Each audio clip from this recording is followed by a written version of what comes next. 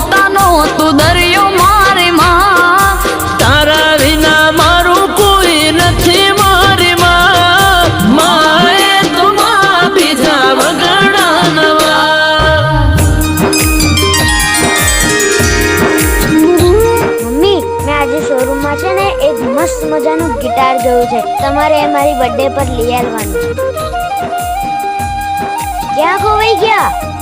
હા, લઈ આપીશો બેટા.